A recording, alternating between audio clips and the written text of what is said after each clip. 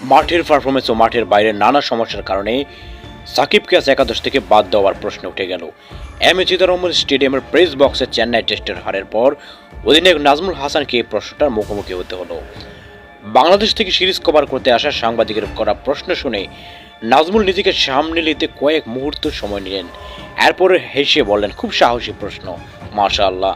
তারপর খেলোয়াড় সাকিবের মাঠের বাইরের পারফরমেন্স পাশ কাটিয়ে গেলেন কৌশলে। অধিনায়ক হিসেবে আমি যেটা দেখি শুধু সাকিব ভাই বলে বলছি না, আমি দেখি যে কতটুকু কষ্ট করছে, আমি দেখি যে কে কতটুকু কষ্ট করছে এবং কামব্যাক করার জন্য যা যা দরকার সে কাজগুলো করছে কিনা, দলের ইনটেনশনটা কীরকম, এই জিনিসগুলো আমি খেয়াল রাখি। আমি চেষ্টা করি ওই ক্রিকেটার দলকে দেওয়ার জন্য কতটুকু প্রস্তুত শতবক। নাজমুল কথাটা শুধু সাকিবের প্রসঙ্গে বললেও তা পুরো দলের জন্য উল্লেখ করেছেন সেটাও।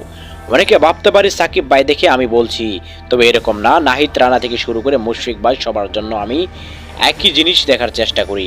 এমন নয় যে রান করছে বা রান করছে না, এর চেয়ে গুরুত্বপূর্ণ আমার মনে হয় তার প্রস্তুতি কেমন, দলের প্রতি তার চিন্তা ভাবনা কেমন, দলকে ভালো কিছু দেওয়ার জন্য ওই অনুযায়ী প্রস্তুতি নিচ্ছে কিনা। এই জিনিসগুলো দেখে আমি খুবই খুশি।